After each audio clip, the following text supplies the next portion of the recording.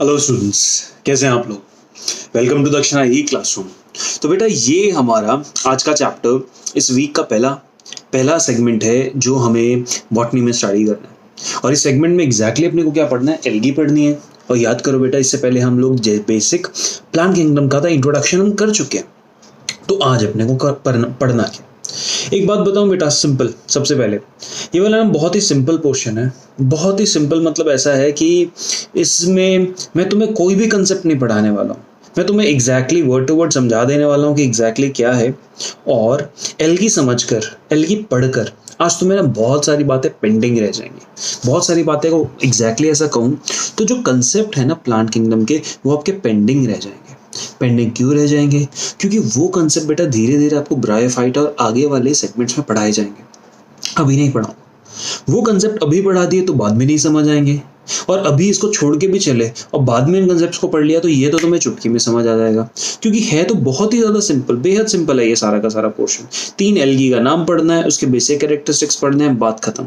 और बस यहाँ पे याद करने वाली कहानी है। छोटा सा लेक्चर होगा। इस लेक्चर के अंदर जो कंसेप्चुअल क्लैरिटी है, वो जो बेसिक एल्गी बेस्ड है वो तो समझा दूं, लेकिन जो बात बनती है ना बेटा, आपकी पूरे प्लांट किंगडम में मिलने वाले इतने सारे जितने भी पोर्शंस आते हैं, जो कॉमन पॉइंट्स हैं, उन पॉइंट्स को मैं आपको ब्रायोफाइटा से समझाना शुरू करूंगा, क्योंकि एक्चुअल में वो वहां से इंपॉर्टेंस रखते हैं।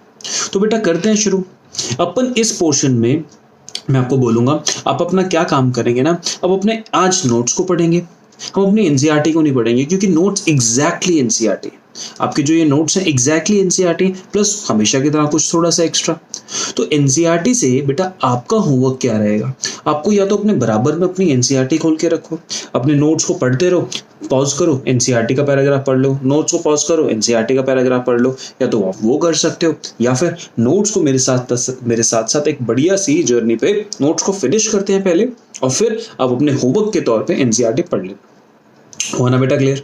अब अपन क्या करते हैं, अपन यहाँ से शुरू करते हैं कि हमें एल्गी में एग्जैक्टली पढ़ना क्या है, राइट। देखते रहो यहाँ पर एल्गी की बात करी, दे आर कॉल्ड थैलोफाइटा। बेटा फाइटा वर्ड अपने पास जब भी वर्ड आता है फाइटा, तो फाइटा वर्ड किसकी बात समझाता है? प्लांट की। यानी देखो फाइटा वर्ड जब भी आएगा, फाइटा का मतलब क्या होता है? प्लांट। और वर्ड थैलो, थैलो कहाँ से डिराइव हुआ? वर्ड थैलस से। अक्सर क्या है ना कि बेटा जो हमें बाहर अपने पेड़ पौधे दिखाई देते हैं, इसमें रूट भी मिलता है, स्टेम भी मिलता है, लीफ भी मिलता है, सब कुछ मिलता है। लेकिन अगर प्लांट के शरीर को बाहर से देख के आप रूट स्टेम लीफ में डिफरेंशिएट कर पा रहे हो तो डिफरेंशिएटेड बॉडी कहोगे। क्या कहोगे? डिफरेंशिएटेड। बट अगर अपन एल्गी को पढ़ते हैं तो हम बता नहीं सकते कि भैया ये रूट, ये स्टेम, ये लीफ, क्योंकि ऐसा कुछ होता ही नहीं।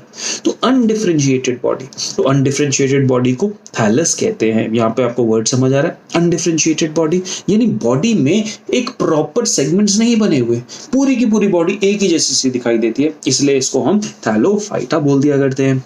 सिंपलेस्ट प्लांट्स, क्योंकि प्लांट्स की कैटेगरी में सबसे पहले यही तो पढ़े जा रहे हैं।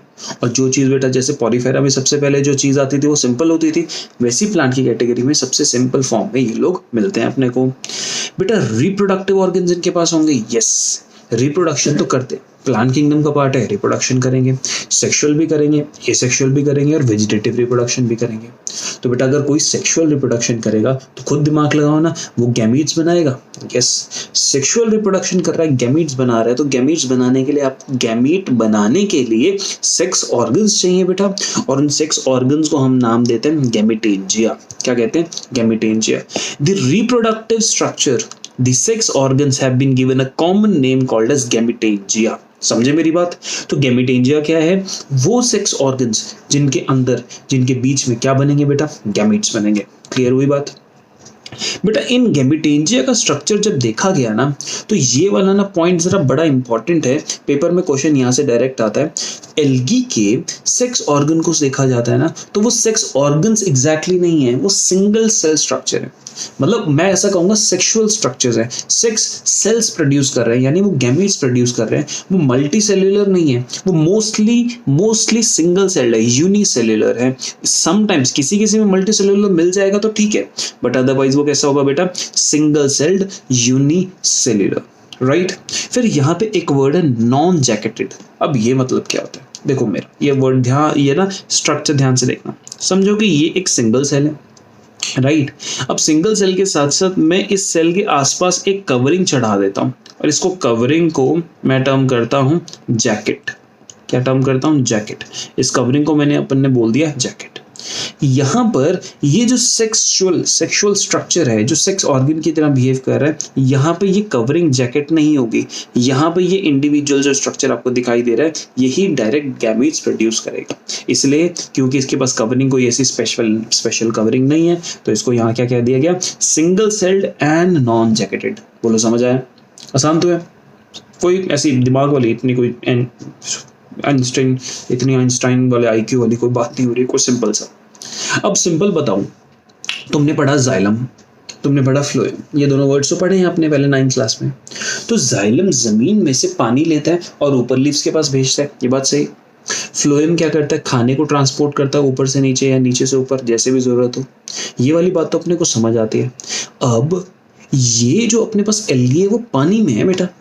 अगर एल्गी अपने को पानी में पड़ी है तो उसको पानी, देखो ना, ऐसा है कि एल्गी का बेटा स्ट्रक्चर इज लाइक ये इस तरीके से। एक एल्गी का स्ट्रक्चर है, एक पत्ते जैसा सा है, मतलब कोई रूट स्टेम लीफ नहीं, पत्ते जैसा स्ट्रक्चर है, पानी में इस तरीके से पड़ा है।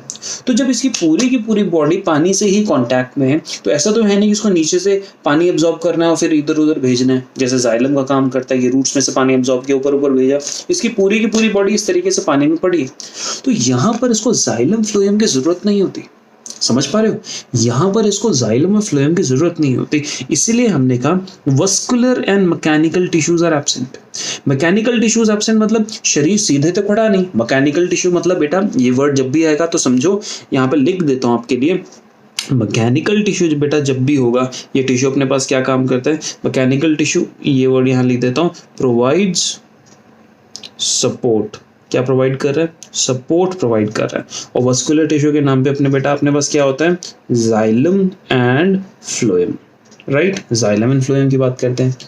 एक और बात बता दूं, जो मैकेनिकल टिश्यू होता है वो स्पेसिफिकली अपने पास जाइलम होता है। जाइलम ही वस्कुलर भी है और मैकेनिकल टिश्यू दोनों। तो यहाँ पर कोई वस्कुलर टिश्यू नहीं, कोई मैकेनिकल टिश्यू नहीं। वस्कुलर टिश्यू की जरूरत क्यों नहीं, समझा दिया। अब कोई स्ट्रक्चर बेटा सीधे खड़ा है, एक प्लांट, एक पेड़, एक पौधा एकदम सीधे खड़ा है, क्यों? क्योंकि उसको सीधा सपोर्ट करने के लिए मैकेनिकल टिश्यू है। तुमने देखी ना बेटा बेल जिसको हम इस तरीके से टेंड्रल वगैरह इस तरीके से कह सकते हैं, या फिर एक लंबी सी एक ना बेल देखी होगी, जैसे कद्दू की बेल होती है, जैसे पेठा जैसे आप बोल सकते हैं, कद्दू बोल सकते हो। उसके आसपास ये देखे ना, कुछ प्लांट की जो स्टेम इतनी वीक होती है कि उनको एक डंडा लगाना पड़ता है, सपोर्ट से खड़ा करना पड़ता है, क्योंकि उनमें मैकेनिकल स्ट्रक्चर्स बहुत कम होते हैं, या प्रॉपर वहां पे मैकेनिकल स्ट्रक्चर्स नहीं है, तो पेड़ में इरेक्ट नहीं है, तो इस तरीके से गिर जाता है। इसी तरीके से ये जो एल्गी है वो तो पत्ते की तरह ऐसी सी पड़ी है बेटा। उसको कौन सा जमीन पे ऊपर खड़े होना है? पानी में, इस पानी के अंदर है ना वो कौन सा जमीन पे उसको एकदम सीधे खड़े होना है? जब नहीं खड़े होना तो वहां पे मैकेनिकल टिश्यूज चाहिए ही नहीं। वही बात क्लियर, राइट? क्योंकि बॉडी थैलेस है तो there is no differentiate in root, stem और लीफ, ऐसी कोई चीज होती नहीं। Cell wall usually plant kingdom में बेटा तो सेल्यूलोज की मिलेगी। न्यूट्रिशन, अरे प्लांट है ना बाबा, तो फोटोसिंथेसिस करेंगे, राइट? फोटोसिंथेसिस करेंगे, यहाँ बात क्लियर हो जाती है। अब एक यहाँ पर मैं आपको कंसेप्ट पे थोड़ा आपका ध्यान लेके जाना चाहता हूँ। हमने पढ़ा था जब सेल चैप्टर, तो हमने क्लोरोप्लास्ट पढ़ा था। जब अपन ने क्लोरोप्लास्ट पढ़ा था तो क्लोरोप्लास्ट के अंदर के स्ट्रक्चर्स को देखा था, वहां पे थाइलेकॉइड्स मिलते हैं। थाइलेकॉइड्स 2 टाइप के थे, लंबे लंबे स्ट्रोमा थाइलेकॉइड और कॉइन शेप्ड क्या ग्रेना थाइलेकॉइड। यही देखा था कि नहीं देखा था? चलो वापस जाके स्ट्रक्चर अपन देख ही लेते हैं। सेल बायोलॉजी में गए, प्लास्टिड्स में गए, प्लास्टिड में जाने के बाद अपन ने यहाँ पे ये स्ट्रक्चर देखा कि नहीं देखा?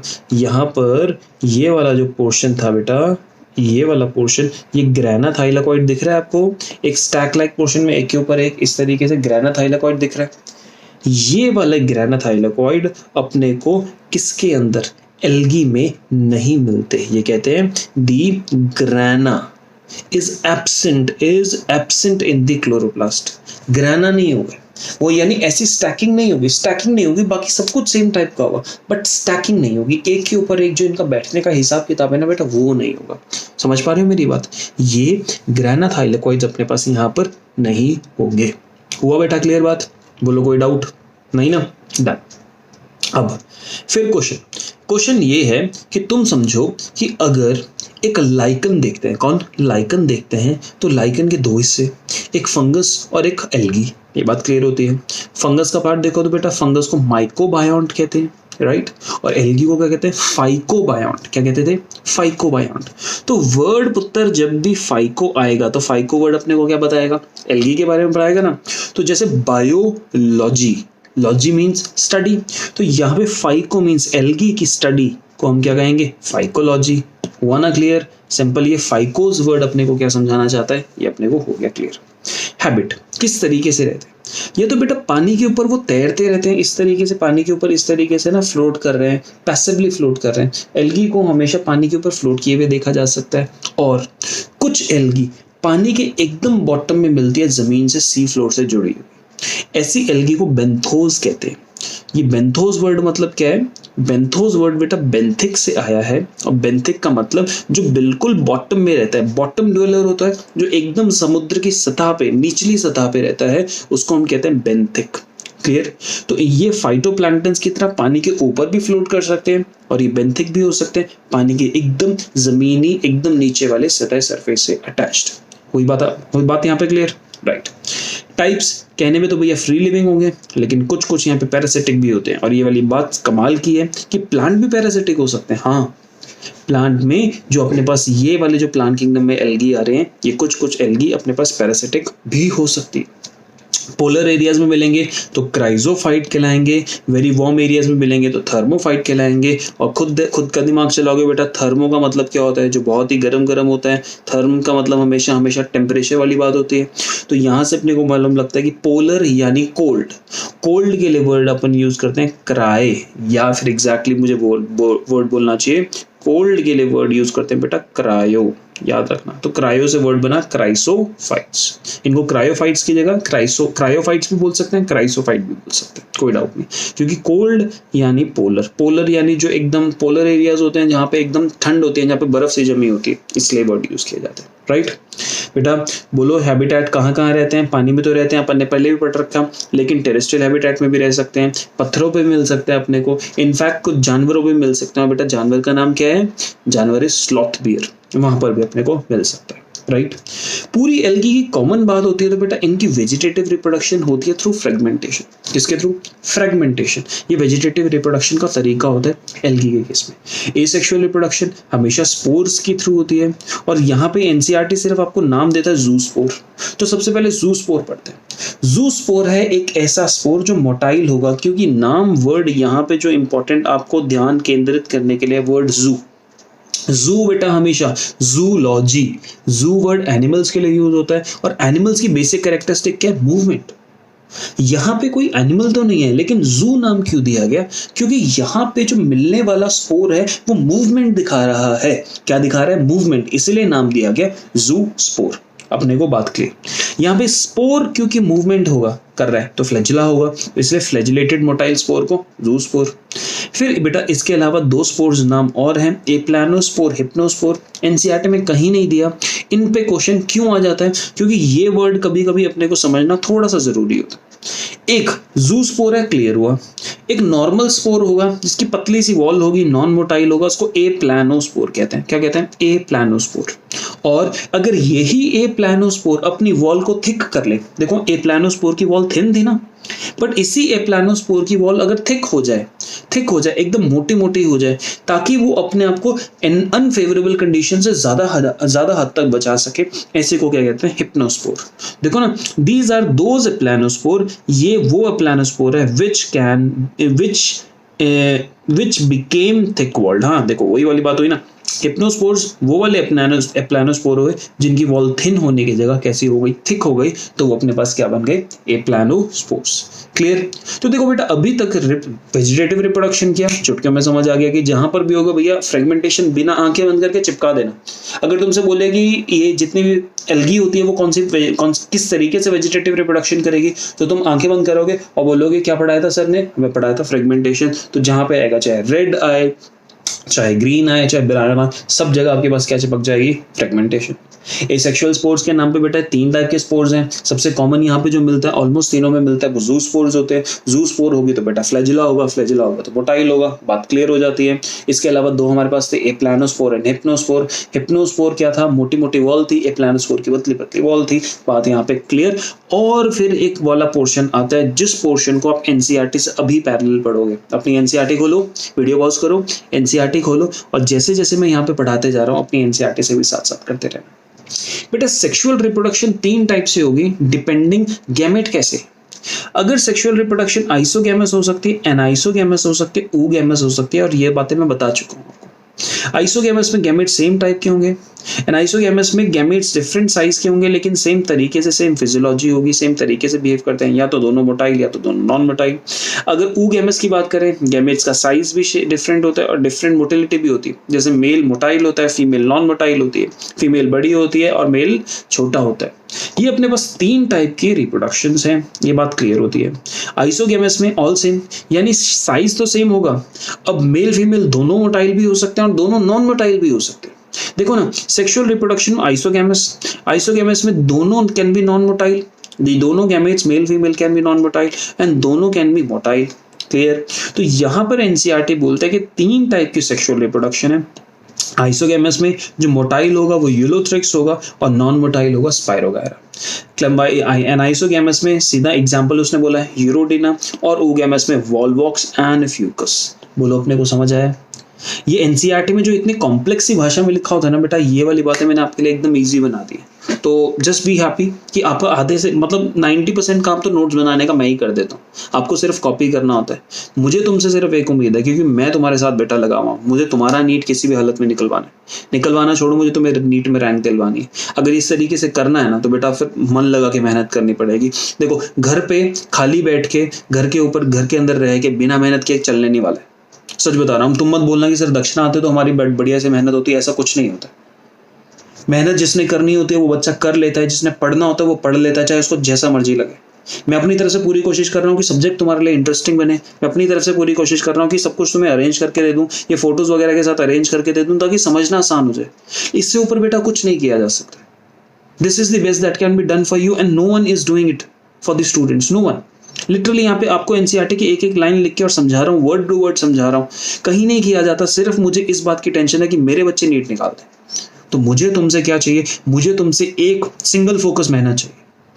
एक सिंगल फोकस मेहनत की बस करनी तो करनी है, निकालना है तो निकालना है, फोड़ देना तो फोड़ ही देना है। ये फालतू की इतना ये कि सब नींद आ रही है, सो मन नहीं कर रहा है, क्या होता है बेटा? ये कुछ नहीं होता, जिद होती है। मैरी कॉम मूवी देखी है तुम लोगों ने? नहीं देखी ना? फ्री टाइम में निकाल के मैरी कॉम मूवी देख लेना। और जिद होती है, जिसने जिद पकड़ ली ना तो वो कर लेगा। रैंक 1 निकालनी है तो निकालनी, ये करना है तो करना है, चाहे जो मर्जी हो जाए, चाहे नींद आए, जो मर्जी हो जाए। थप्पड़ मारो खुद को, अपने आप को स्ट्रिक्ट हो जाओ अपने साथ। जब करना है तो करना है। क्यों जिद? क्यों ये जितने भी तुम अपने आप को ये देते हो ना, ये अगर कभी अपने आप को तुम अपने आप को इस तरीके से बहाना देते हो तो कोई बहाना देना नहीं होता, ये गलत बात होती है। ये अपने पैर पे खुद कुल्हाड़ी मारना होता है।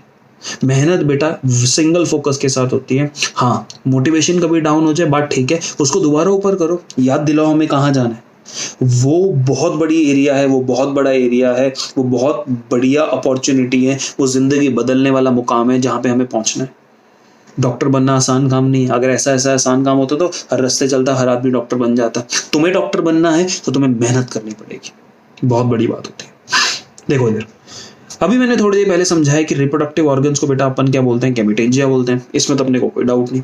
अब रिप्रोडक्टिव ऑर्गन्स को गैमेटेंजिया बोलेंगे। सेक्सुअल रिप्रोडक्शन की बात करूंगा तो रिप्रोडक्टिव ऑर्गन्स एक्चुअली ऑर्गन्स नहीं है, वो रिप्रोडक्टिव यूनिसेल्युलर स्ट्रक्चर है, उनका नाम तो आएगा। तो बेटा मेल गैमेटेंजिया, उसको नाम दिया जाता है एंथेरिडियम। आपने ना जब पहले प्लांट्स पढ़े थे तो आपने एंथर वर्ड पढ़ा था कि नहीं पढ़ा था? और एंथर वर्ड किसके लिए यूज़ किया जाता है? मेल के लिए यूज़ किया जाता है कि नहीं किया जाता? किया जाता ना। तो वहीं से वर्ड हमने चुरा लिया, एंथर से वर्ड बना दिया एंथेरिडियम। तो जो मेल गैमेटेंजिया होगा उसको एंथेरिडियम, राइट। और जो फीमेल गैमेटेंजिया होगा उसका नाम दे दिया बेटा आर्किगोनियम या ooगोनियम। ये दोनों वर्ड अपने को ना अच्छे से याद होने चाहिए, क्योंकि ये पूरे के पूरे प्लांट किंगडम में कम से कम 500 बार यूज हो रहा है।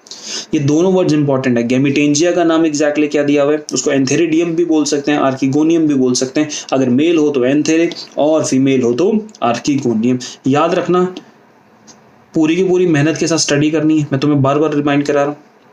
बात करिए कॉमन नेम्स की, बेटा ये वाले पोर्शन एनसीईआरटी में नहीं दिया हुआ, अपने को ये वाले पोर्शन याद करने।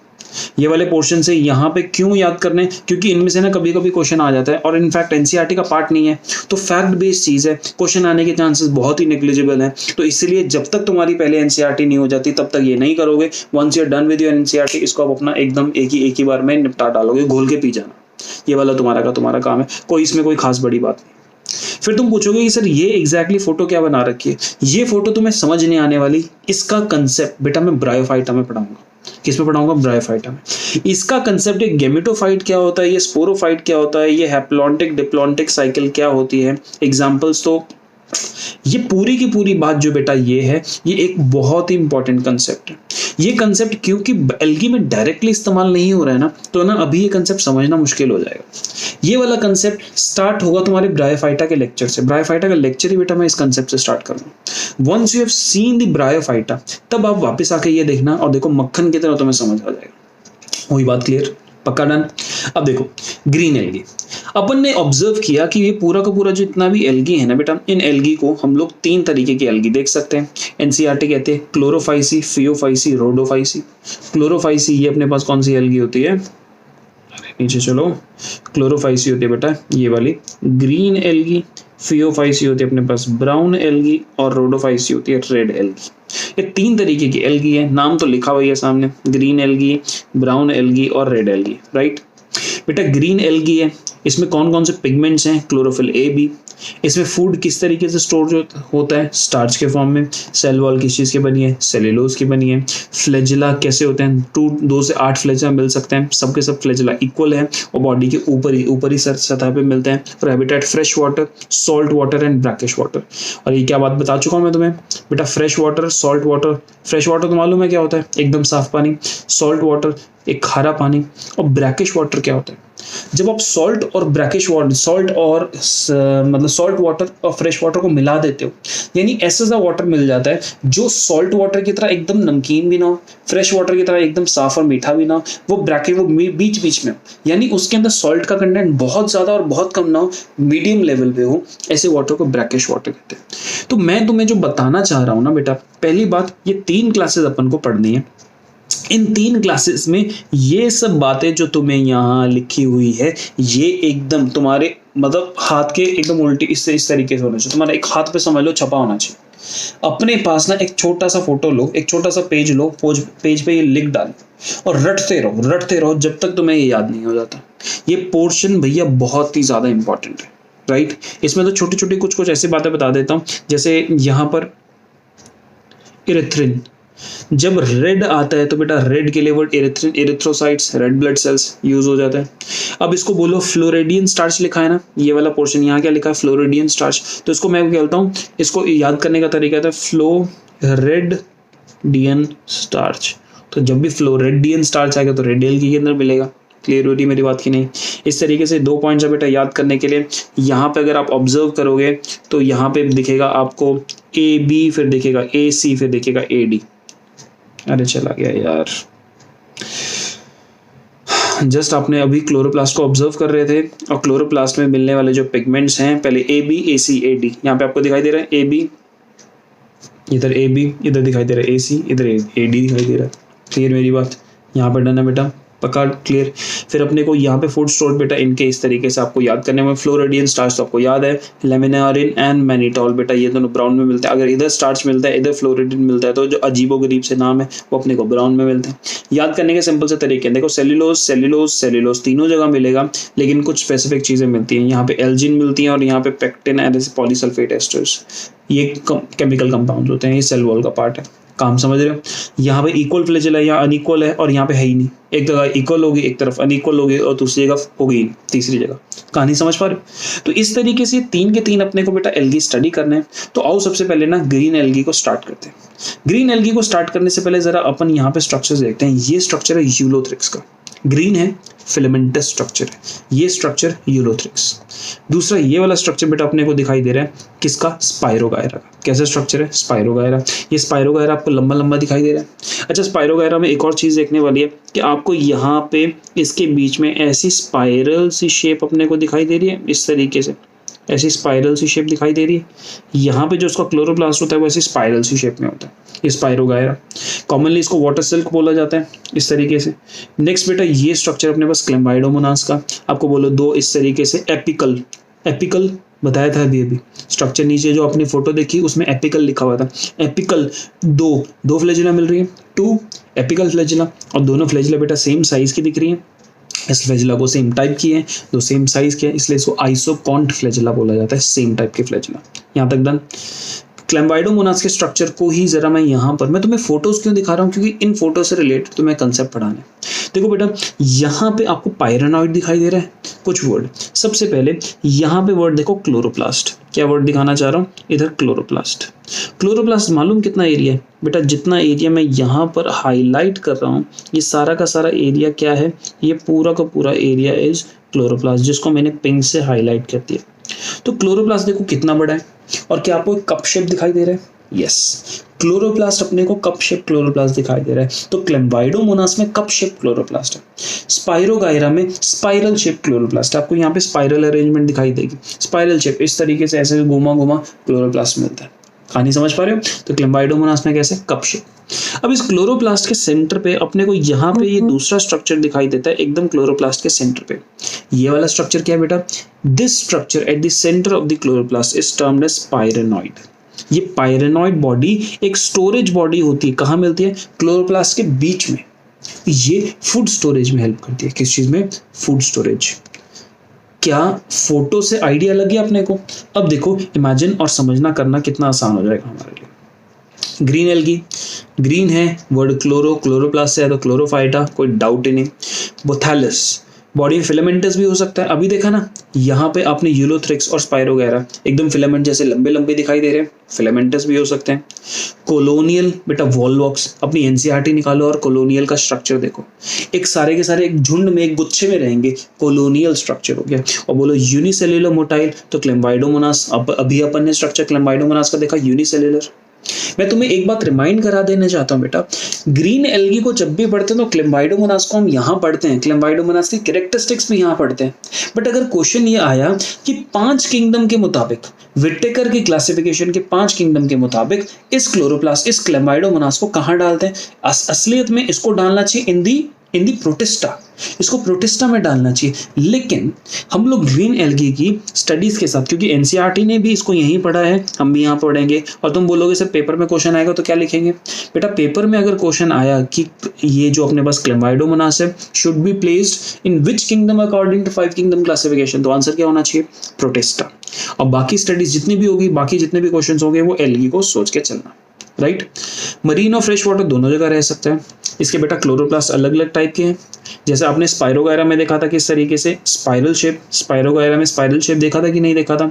यहाँ पे जब आपने कप शेप देखा था तो अभी आपने कप शेप इस तरीके से देखा था क्लेमाइडोमोनास में। वैसे ही अलग अलग शेप के मिल सकते हैं बेटा अपने, एक जाल जैसा रेटिकुलर शेप ईडोगोनियम के अंदर, स्पाइरल शेप पढ़ लिया हमने, कॉलर शेप यूलोथ्रिक्स में, और अपने पास ये वाला क्लेमाइडोमोनास के अंदर कप शेप। यानी क्लोरोप्लास्ट अपने को अलग अलग तरीके के मिल सकते हैं, यानी अलग अलग शेप साइज के अंदर अपने को मिल सकते हैं। कहानी समझ पा रहे हो? पक्का डन हो गया, क्लियर। डोमिनेंट पिगमेंट, पिगमेंट में बोलो क्लोरोफिल ए बी, हमने सबसे पढ़ी थी ग्रीन, ग्रीन के बाद ब्राउन, फिर रेड। तो ग्रीन के बाद जो ब्राउन पढ़ा था वहाँ पे ऊपर ए बी आता है तो नीचे ए सी मिलता है, और रेड में मिलता है ए डी। ये तो अपने को याद किया ना, अभी पैटर्न दिखाया था तुम लोगों को। तो यहाँ पे dominant pigment A B. Cell wall, बेटा सेल वॉल तो सेल्यूलोज की मिलती है, ये बात क्लियर हो जाता है। लेकिन सेल वॉल के भी 2 लेयर्स हैं, एक नीचे वाला लेयर, एक ऊपर वाला लेयर, यानी एक अंदर वाला लेयर, अंदर की तरफ मिलने वाला लेयर, एक बाहर की तरफ मिलने वाला लेयर। और ये वर्ड यहाँ पे जरा इंपॉर्टेंट देखना, क्योंकि नीचे जो आपके पास डायग्राम था वहां पे ये डिटेल नहीं दे रखी है। सेल वॉल के 2 हिस्से, एक नीचे वाला और एक ऊपर वाला। ये जो नीचे वाला हिस्सा है ये सेल्यूलोज का बना हुआ है, और ये जो ऊपर वाला हिस्सा है ये किस चीज का बना है? पेक्टोज का बना है। पेक्टोज एक मॉडिफाइड कार्बोहाइड्रेट है। सेल्यूलोज नीचे वाला और ऊपर वाला बोलो किस चीज का, पेक्टोज। पेक्टोज क्या है, एक मॉडिफाइड कार्बोहाइड्रेट है। तो दो सेल वॉल के लेयर है, नीचे सेल्यूलोज और ऊपर inner cellulose and outer pectose. Done बेटा। फ्लैजिला, फ्लैजिला दो भी हो सकती हैं और 8 नंबर तक जाती है। अभी अपन ने यहाँ स्ट्रक्चर देखा तो कितनी फ्लैजिला दिखी, 2 दिखी। बेटा दोनों की दोनों फ्लैजिला जो हैं वो सेम टाइप की हैं, इक्वल लेंथ है, और ऐसी फ्लैजिला को आइसोकॉन्ट बोलते हैं। याद करो, हेटेरोकॉन्ट फ्लैजिला आपने स्टडी करी थी किसके अंदर, यूग्लिना में। एक बड़ी फ्लैजिला थी, एक छोटी फ्लैजिला थी ना, तो वहां पे हेटेरोकॉन्ट फ्लैजिला नाम दिया गया था। यहाँ पर फ्लैजिला कैसी है, इक्वल शेप एंड साइज की है, तो आइसोकॉन्ट दिया जाता है। क्यों, जब हम ब्राउन में देखते हैं तो फ्लैजिला अनइक्वल सी होती है, तो उसका नाम हेटेरोकॉन्ट दिया जाता है। यहाँ पर ग्रीन के अंदर फ्लैजिला कैसी है, सेम साइज की है, तो नाम दिया गया आइसोकॉन्ट फ्लैजिला। हुआ ना डन, क्लियर। वेजिटेटिव रिप्रोडक्शन क्या बोला था, जहां पर भी आएगा चिपका देना, फ्रेगमेंटेशन। एसेक्सुअल रिप्रोडक्शन बेटा जूस्पोर से हो सकती है, डन। हिप्नो और एप्लानोस्पोर ये तो अपन ने बाएं हाथ से अपने को आता है। सेक्सुअल रिप्रोडक्शन बेटा आइसो एनाइसो oogamous तीनों टाइप मिलते हैं। और यहाँ पे मेरी ये वाली बात पे ध्यान देखना, सेक्सुअल रिप्रोडक्शन तीनों में कंपेयर करना, यहाँ पे तीनों फॉर्म्स मिलते हैं विद एग्जांपल्स बेटा आपको यहाँ पे दिखा रखा है। फिर इकोनॉमिक इंपॉर्टेंस, इकोनॉमिक इंपॉर्टेंस वाला जो ये वाला एक ना एनसीईआरटी पढ़ोगे तो बेटा इकोनॉमिक इंपॉर्टेंस वाला एक एरिया है आपको, ये वाला। This is the area explaining the economic importance of the algae.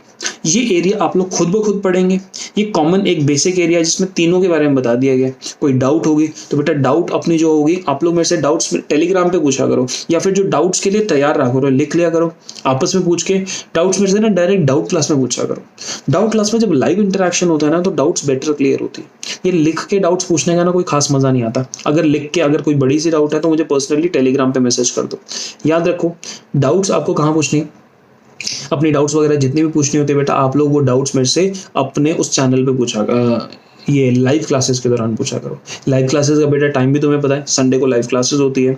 +1 की लाइव क्लास शाम को 4 बजे होती है, +2 की लाइव क्लास, +3 की लाइव क्लास होती है सुबह 10 बजे। आपको लाइव क्लासेस का भी टाइम पता है, तो लाइव क्लास बेटा अटेंड किया करो। जो लाइव क्लास होती है आपकी डाउट क्लास होती है, उसमें बहुत सारी डिस्कशंस और बहुत सारे कंसेप्ट की क्लैरिटी होती है, वो तो बेटा अपने लिए बहुत जरूरी है, तो अटेंड किया करो उसको पूरी शिद्दत से। इकोनॉमिक इंपॉर्टेंस में हम बोल सकते हैं फूड की तरह ग्रीन एल्गी को यूज किया जा सकता है, जैसे क्लोरेला।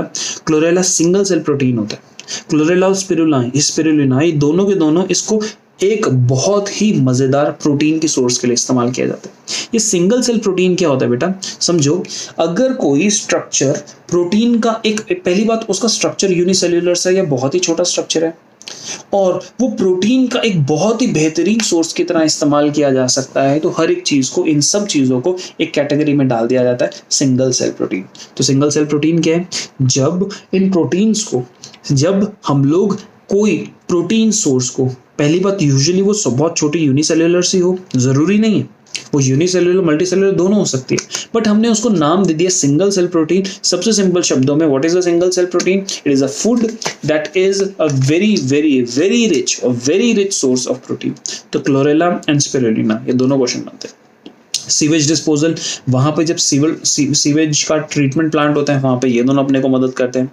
हार्मफुल इफेक्ट में किस तरीके से बेटा, जब हम किसी पॉन्ड पे, किसी वाटर बॉडी पे ऊपर देखते हैं ना ग्रीन ग्रीन सी लेयर जम गई है, वो भी बेसिकली बेटा एल्गी की वजह से होती है। ऐसी चीज को एल्गल ब्लूम कहते हैं, जिसकी वजह से स्पेसिफिकली यूट्रोफिकेशन।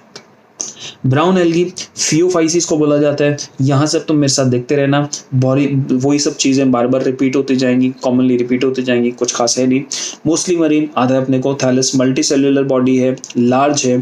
तो यहाँ पे समझने वाली बात क्या है कि ये ब्राउन एल्गी की जो बॉडी मल्टी सेल्युलर है और बहुत बहुत लार्ज होती है, इनफैक्ट कई कई 100 मीटर तक भी चले जाते हैं। कुछ ब्राउन एल्गी इतने बड़े होते हैं कि ये बेंथिक ऑर्गेनिज्म होते हैं, सब नहीं, कुछ ब्राउन एल्गी बेंथिक ऑर्गेनिज्म होते हैं, समुद्र के एकदम सरफेस पे, एकदम नीचे वाले, एकदम सी फ्लोर पे उगरे, और वहां से कई कई 100 मीटर तक की उनकी लेंथ होती है। समझ पा रहे हो, इतने इतने बड़े होते हैं बेटा। अब समझ पाए, इन ऐसे वाले लार्ज मल्टी सेल्युलर फॉर्म्स भी इनके पास मिलते हैं। ब्राउन एल्गी की बात हो रही। ब्राउन एल्गी के बेटा शरीर को देखा जाए, या तो पैरेनकाइमेटस स्ट्रक्चर होगा, ऐसा स्ट्रक्चर जैसे ये। आप इस पेज को देखो, मैंने ऐसे मोड़ दिया, तो ये स्ट्रक्चर आपको जो मिल रहा है पैरेनकाइमेटस स्ट्रक्चर है। क्या आप पैरेनकाइमेटस स्ट्रक्चर को फोटो से देख के रिलेट कर पा रहे हो? Exactly, this is parenchymatous structure, right. और ये इसका हेट्रोट्राइकस स्ट्रक्चर भी होता है, ये एनसीईआरटी नहीं बोलती। मैं ये स्ट्रक्चर आपको दिखाना चाह रहा हूँ। देखो स्ट्रक्चर में एक हिस्सा जमीन से इस तरीके से जुड़ा हुआ है और एक हिस्सा ये देखो ऐसे जमीन से जुड़ा हुआ है एक हिस्सा, और एक हिस्सा ऊपर सीधा इस तरीके से खड़ा है, राइट। ऐसा ही हो रहा है ना, देखो इस तरीके से एक पोर्शन ऊपर इस तरीके से खड़ा है और बाकी जो हिस्सा है वो जमीन से ऐसे नीचे लगा हुआ है। ये चीज को हम कहते हैं heterotrichous. A structure with a appressed surface at the base, जमीन से चिपका हुआ appressed surface and also with erect posture. तो ऊपर वाला, इसका ऊपर वाला हिस्सा जो ये है, ये ऊपर वाला हिस्सा है, ये अपने पास इरेक्ट पोस्चर है। ये नीचे वाला हिस्सा क्या है, अप्रेस्ड टू द सरफेस। तो ये वाले दो स्ट्रक्चर होते हैं, पेरेनकाइमेटस स्ट्रक्चर और दूसरा कौन सा स्ट्रक्चर, हेटेरोट्राइकस स्ट्रक्चर। ये दोनों वर्ड्स बेटा किसी किसी क्वेश्चन में पूछ लिए जाते हैं, इसलिए आपको बता दिया। अभी अभी थोड़ी देर पहले बोला था कि जो ब्राउन एल्गी हो सकते हैं वो बहुत बहुत बड़े भी हो सकते हैं, जायंट एकदम बहुत ही विशालकाय हो सकते हैं। वो जमीन से चिपके हुए हैं, समुद्र की सतह से चिपके हुए और कई कई 100 मीटर तक भी जा सकते हैं। तो ऐसी ब्राउन एल्गी को, ऐसी जायंट ब्राउन एल्गी को, ऐसी बहुत ही विशालकाय ब्राउन एल्गी को बेटा अपन क्या बोलते हैं, ऐसी ब्राउन एल्गी को हम लोग टर्म देते हैं केल्प। क्या टर्म करते हैं, केल्प। केल्प के एग्जाम्पल मैक्रोसिस्टिस एंड लेमिनारिया, ये दो स्पीशीज है जो केल्प्स बनाती हैं। तो केल्प्स एग्जैक्टली क्या है, केल्प्स हमारी वो ब्राउन एल्गी है जो बहुत ही बड़े बड़े स्ट्रक्चर बनाते हैं। अब तुम क्या काम करो, तुम जरा ना अपना नेट ओपन करके केल्प का स्ट्रक्चर ऑब्जर्व करो, केल्प की फोटो देखो। ये फोटो मैं चाहता हूँ कि तुम खुद ब खुद देखो और जितनी भी फोटो आ रही है उनको देखते रहे, आपको रियलाइज होगा ये कितने कितने बड़े बड़े होते हैं, राइट बेटा। ऊपर ए बी था क्लोरोफाइसी में, यहाँ पर ए बी के बाद यहाँ पे ए सी होगा, तो क्लोरोफिल ए सी मिल रहा है ना, प्लस।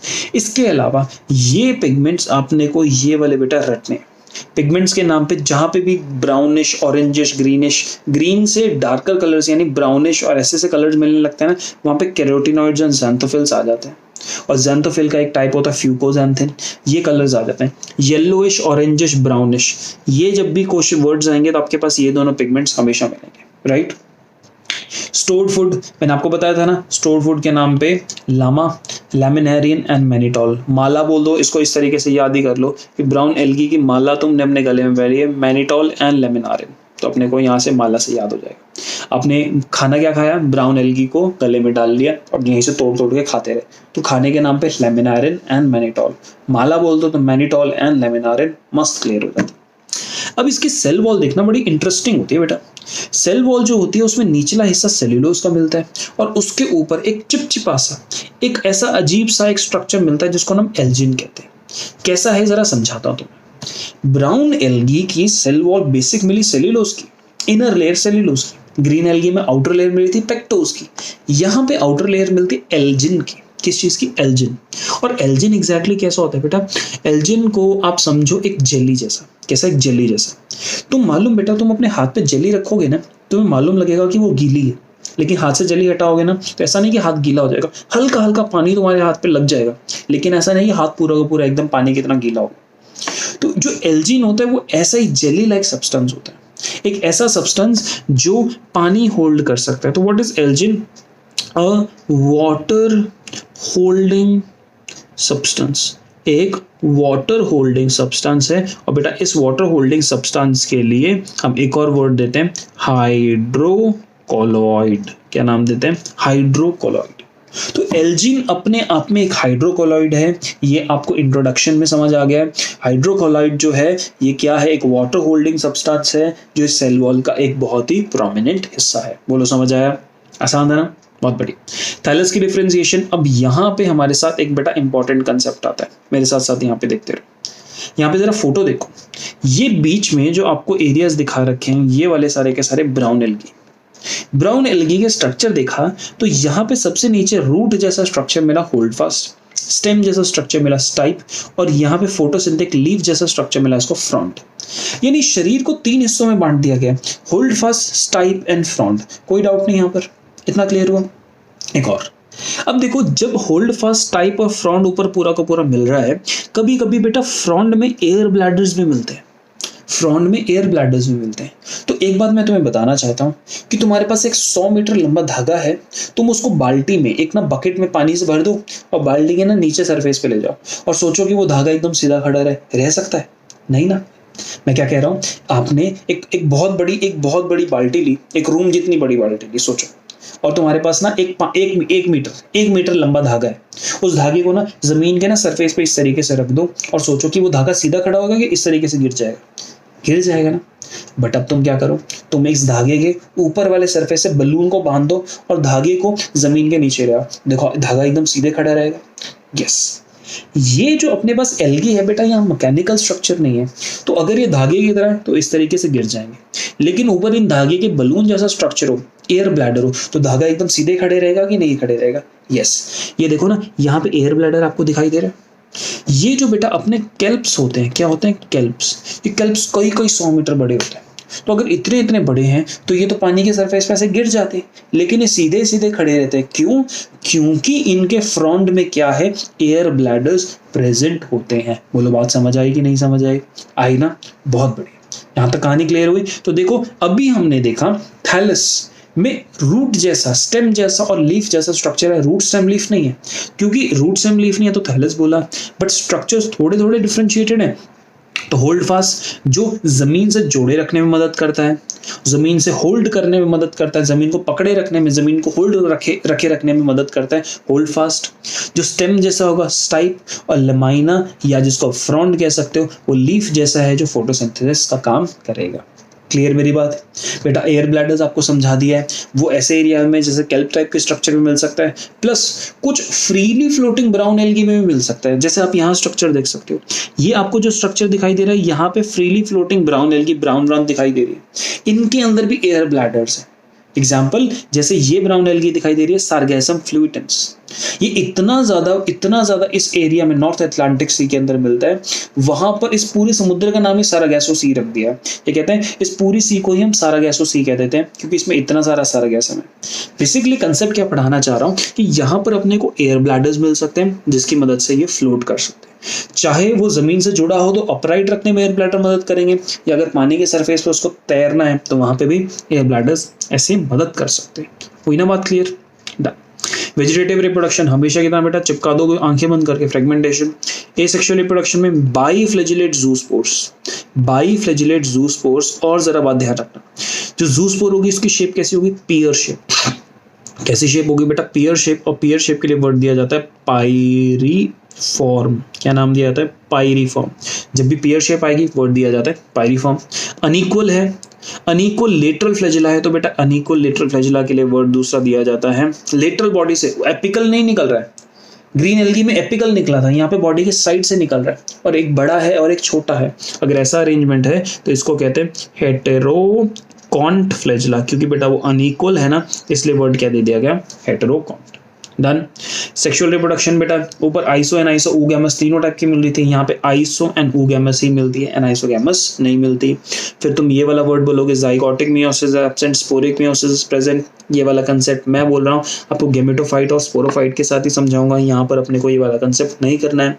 जैसे ही चैप्टर जब तक आपका खत्म होगा आपका देखना एल्गी के एक वाले कंसेप्ट एकदम मस्ती से मक्खन की तरह क्लियर हो जाएंगे। सिर्फ 2 कंसेप्ट हैं जिनको छोड़ा भी मैंने। इंपॉर्टेंस के नाम पे बेटा ये इसके एग्जांपल्स हैं, ये अपने को याद करने ही करने पड़ेंगे। लेमिनेरियम आयोडीन हमें मिलता है, आयोडीन हमें ये लेमिनेरिया अपने पास खूब सारा आयोडीन स्टोर करके रखता है, प्लस एल्जिन और लेमिनेरिया को कुछ कंट्रीज में खाया भी जाता है। फ्यूकस आयोडीन का सोर्स है। एक्टोकार्पस लार्जेस्ट ये कैल्प को बनाता है, और सार्गैसम फूड सप्लाई में मदद करता है, खाने की सोर्स की तरह यूज़ किया जाता है। कोम्बू फूड सोर्स की तरह यूज़ किया जा सकता है। ये सब एग्जाम्पल्स। ये कोम्बू एनसीईआरटी में नहीं दिया हुआ, बाकी तो एग्जाम्पल एनसीईआरटी के। Last red algae only marine, कुछ इसमें से फ्रेश वाटर, ओनली मरीन नहीं बोलना चाहिए, मरीन भी है बट इसमें से कुछ फ्रेश वाटर भी मिलते हैं, जैसे बैट्रैकोस्पर्मम ये अपने को फ्रेश वाटर में मिलता है। सब के सब फ्री लिविंग होते हैं एल्गी, अपने को मालूम है। कुछ एल्गी ऊपर कॉलरपा पड़ा था, यहाँ पे दूसरा एग्जांपल है हार्वेयेला, ये भी अपने आप में कैसा है बेटा? पैरासिटिक एल्गी है, राइट। थैलस यूनिसेल्युलर होगा, कोई अपने को डाउट नहीं। इसका थैलस रिबल लाइक भी हो सकता है। कॉन्ड्रस का पैरेन्काइमेटस शीट इस तरीके से भी मिल सकते हैं, जैसे अपने को ये पढ़ा, ऐसा अपने को पोरफायरा। बेटा ये तीनों वर्ड्स नहीं याद करने, सिलेबस का पार्ट नहीं, right. Asexual reproduction, vegetative reproduction कैसी होगी? फ्रेगमेंटेशन से। एसेक्सुअल रिप्रोडक्शन स्पोर्स से होगी, और जितने भी स्पोर्स हैं एनसीईआरटी कहते हैं सबके जितने भी स्पोर्स बन रहे हैं वो नॉन मोटाइल हैं, यानी जू स्पोर्स तो नहीं बन रहे हैं, तो यहाँ पे एप्लानो और हिप्नोस्पोर्स ही मिलेंगे।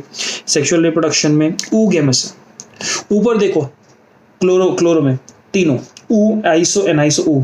ब्राउन में देखा आइसो एंड ओगेमस, और यहाँ पे और कम करके आपके पास कौन सा पहुंच गया, ओगेमस। एनसीईआरटी यहाँ पे थोड़ी सी बात बोलती है नॉन मोटाइल गैमेट्स और ओगेमस। बेटा ओगेमस में तो मेल को मोटाइल पढ़ा है और फीमेल को नॉन मोटाइल पढ़ा है ना, बट यहाँ पे एनसीईआरटी अपने को एक वर्ड बोलती है नॉन मोटाइल गैमेट्स, कॉमा करके ओगेमस बोल देती है। तो इसको ना अपने को ऐसे ही याद रखना है। कुछ कुछ बातें एनसीईआरटी के क्लियर नहीं होती।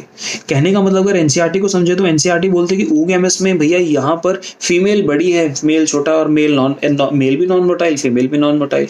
ये तो बात नहीं बनी ना, क्योंकि ओगेमस में मेल छोटा होता है और मोटाइल होता है, फीमेल बड़ी होती है नॉन मोटाइल।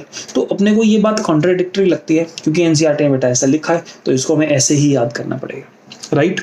यहां तक ये अपने पास ग्रीन, ये ब्राउन, रेड एल्गी कंप्लीट होता है। रेड एल्गी के यहाँ पे आपको फूड सोर्सेज का नाम दे रखा है। फूड सोर्सेज के नाम पे बेटा आपको दे रखा है एक अगार अगार और इस तरीके से फूड। यहाँ तक अपना क्लियर हुआ। तो इसके साथ अपना रेड एल्गी फाइनली फिनिश होता है। यहाँ पर ये वाला डायग्राम आपको करा चुका हूं, तो एल्गी वाला पोर्शन हमारा कंप्लीट। तो मुझे उम्मीद है कि आपको बढ़िया से समझ आएगा। अपना घर जाके एनसीईआरटी को फिनिश ऑफ करना, और आज के लिए इतना है। बेस्ट ऑफ लक बेटा, स्टे बेस्ट।